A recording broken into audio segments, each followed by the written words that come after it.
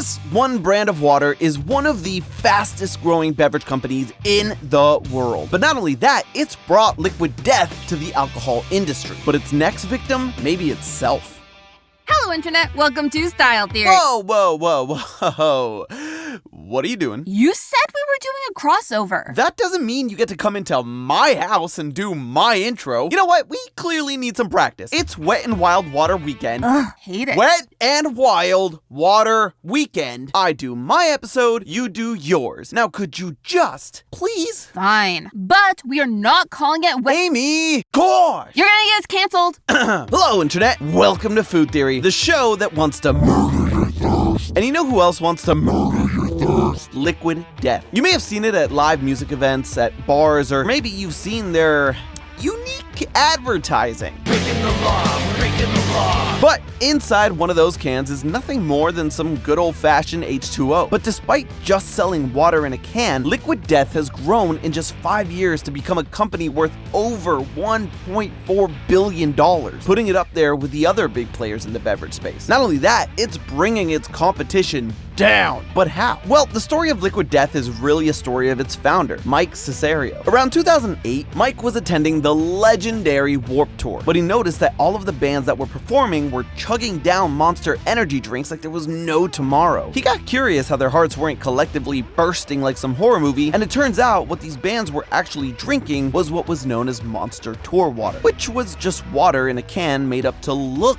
like a can of Monster. And this idea of putting water in a cool can stuck inside Mike's head for years and eventually led to the creation of the canned water behemoth it is today. But there has to be some secret ingredient that makes Liquid Death so special, besides the water. And it turns out there is. Liquid Death has taken the golden rules of marketing, what are delightfully known as the 4 C's, and turned them on their head. These 4 C's have allowed Liquid Death to take a product literally called Liquid Death and turn it into a billion-dollar company. So take a seat, loyal theorists, and crack open a cold one as we dissect how Liquid Death annihilated the bottled water industry, crushed the alcohol industry, and to find out who the next victim of Liquid Death will be. The first of the 4 C's we're going to be looking at is communication. You know, how a brand communicates with its customers. This can be via advertisements, email marketing, or some saucy social media posts. And Liquid Death takes all of those communication strategies and cranks them up to 11. This isn't your grandma's edgy Wendy's Twitter account, okay? Case in point, their very first ad. Water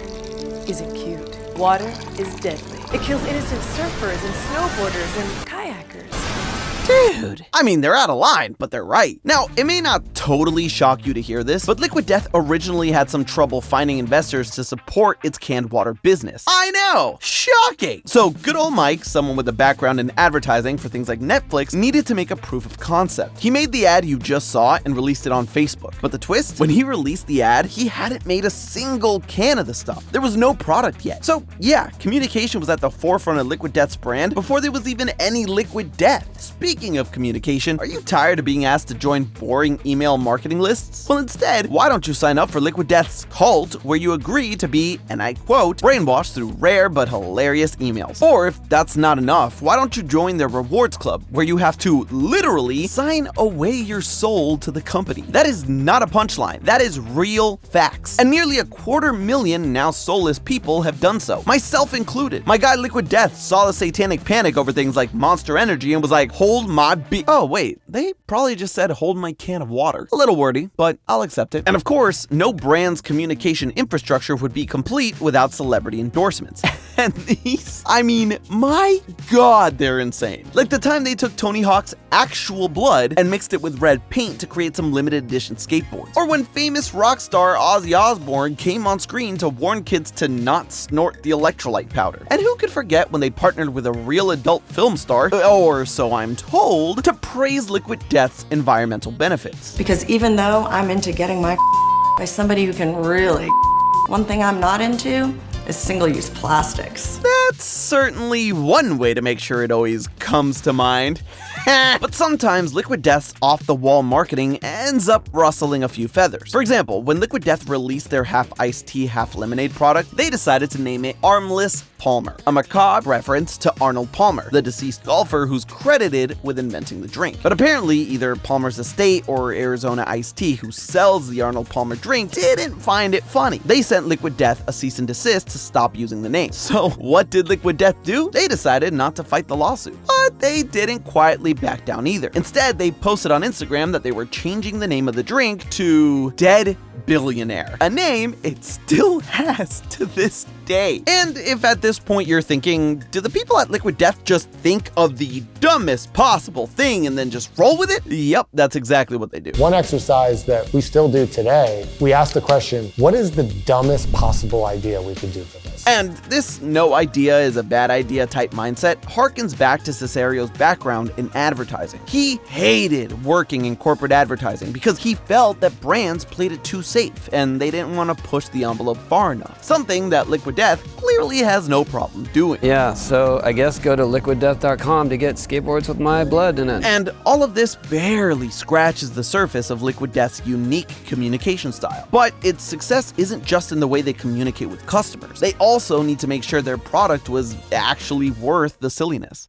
The second C that contributed to Liquid Death's meteoric rise is cost. And I'm not just talking about those dollar bills. Besides hashtag murder your thirst, Liquid Death's other major tagline is hashtag death to plastic. I'm sure it's no secret to you loyal theorists that single-use plastics have become a big environmental concern over the past few decades. From the fossil fuels used to make and transport them to the millions of bottles that make it into landfills and our oceans every year. But you might be asking yourself, plastic water bottles are recyclable, right? Yeah, kind of. While it is true that most of your plastic drink bottles are technically recyclable, the process of recycling that bottle has become so expensive that a lot of companies don't even bother anymore. In fact, just 12% of plastic bottles end up in recycling bins anyway, and only around half of those actually get recycled. And even those bottles that do get recycled often get what is called downcycled, where they aren't turned into a new plastic bottle, but some other lower quality plastic that it itself can't be recycled. Point is, very few plastic bottles get recycled, and the ones that do are only recycled once before ending up in landfills. And that's where Liquid Death's aluminum can has the advantage. Yes, Tom, I'm saying aluminum. Aluminum. You see, not only do aluminum cans have a much higher recycling rate, around 50 to 65%, but aluminum cans can be recycled an infinite number of times. And companies who make aluminum cans love using recycled aluminum because it ends up using around 95% less energy. All in all, around half of the aluminum in your cans is recycled compared to basically none of the plastic in your plastic bottle. Of course, that's not to say that the process of extracting new aluminum from the ground doesn't come with its own host of environmental problems. But while the environmental costs are stark, Liquid Death also considers the cost to your wallet in how it's grown its brand. When Liquid Death first launched, the water came from a special mountain source from Austria. Now, if you saw our water taste test episode, you'll know that water from a single source tends to be more expensive, since all global shipments have to come out of a single location, driving up the cost. In fact, according to Liquid Death, nearly half of their expenses came solely from shipping costs. So Liquid Death decided to move their operation stateside. But instead of switching to filtered lake water like Coke or Pepsi, they found two new mountain sources in Mejía, Idaho and Bland, Virginia. Side note, can I just say that I love that the water from Liquid Death comes from a town called Bland? Heck, the way Liquid Death runs things, I wouldn't be surprised if they picked Bland as their bottling location because of its name. But regardless, Liquid Death is able to brand itself as a mountain water similar to Evian and Fiji, but since they're based out of the US, the cost to ship it is significantly less, which again is important since shipping aluminum is always going to be more expensive than shipping plastic. All in all, at one grocery store, a single tall boy, around 19.2 fluid ounces, can cost around $1.99 per can, with a pack of 8 costing around $14. Pound for pound, this means that despite being in a more expensive packaging, it can be even cheaper for customers per can than even Aquafina. Although, when it comes to the bigger packs, nothing will ever beat plastic bottled water. But aluminum cans don't just help cut costs to the environment and your budget, but cut the cost to your health as well. If you saw our short about why Coke in a glass bottle is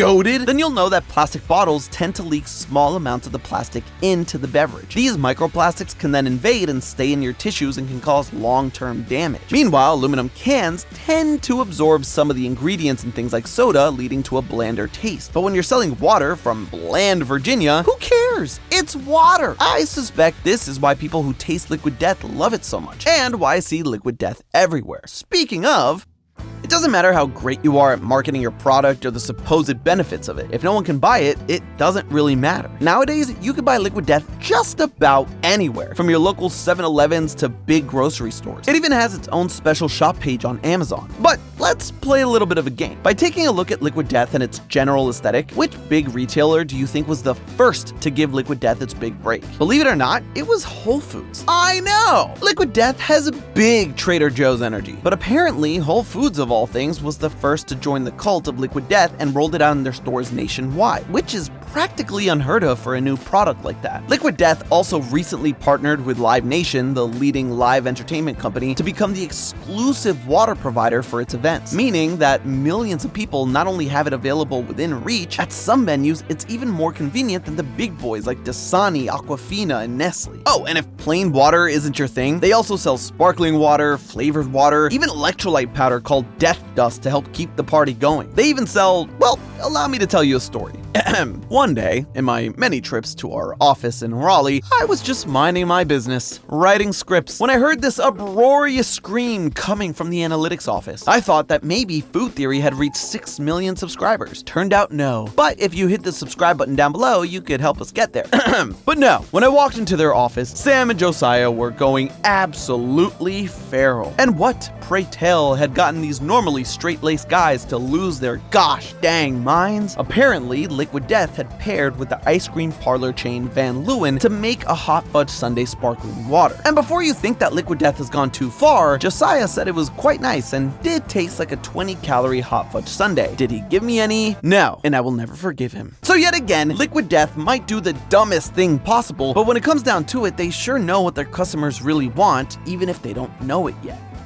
The last of the 4 C's that turned one guy's dumb dream of canned water into an empire is the customer. You know, us, the ones with money who have to choose whether to buy your thing or not. Many a company end up releasing products that no one actually needs, and as a result, they tend to flop. Looking at you, Apple Vision Pro. But before Liquid Death came around, I can assure you that people were not clamoring for water in a can. Monster already had the product, and they still didn't think people would want to buy it, although they do sell it now. The secret to Liquid Death infiltrating the market comes down to what I hinted at the top of the episode. It's packaging. Not the name or the cool skull, the packaging itself. It looks a whole lot like a can of beer, and that's no accident. You see, drinking alcohol isn't as popular as it once was. Drinking rates, especially among young people, have dropped dramatically over the past few decades. Just 62% of adults under 35 say they drink, which is down a whole 10% from 20 years prior. And even among those who do drink, the amount and frequency of drinking has also decreased. But just because many people are drinking less doesn't mean they don't like to go out and have a good time with those who do. Insert Liquid Death, a non-alcoholic and overall thirst-quenching drink that allows you to look like you're drinking, but without all the side effects that come with it. In fact, one of the first places that Liquid Death tried to sell itself to was in bars. However, according to the bars they went to, bottled water just never sold well. But once they started selling Liquid Death, they couldn't keep the stuff in stock. It may not be cool to drink Dasani at a bar, or anywhere for that matter, but it is cool to drink a can that looks like an ordinary beer with a cool skull and an edgy name. And you know what? Liquid Death isn't just here to disrupt the bottled water market or fit in with the beer drinkers. It's here to disrupt everything. Take it all down. Full on scorched earth. And it's doing it all at the perfect time. Alcohol consumption is at a several decades low. Here's a tough drink that fits in at your biker gang dive bar or belting hot to go at a concert. When consumers 35 and younger have been drinking less and less alcohol, it's opened up a bigger and bigger space for Liquid Death to come in and convert even more people over to drinking water and taking care of their bodies, but in a totally metal way. And Liquid Death also has its sights on the fastest growing market in the alcohol realm, seltzers. It's been a meteoric rise for seltzers of all kinds, and it's not slowing down anytime soon. And instead of playing nice with the competition, they've decided to release their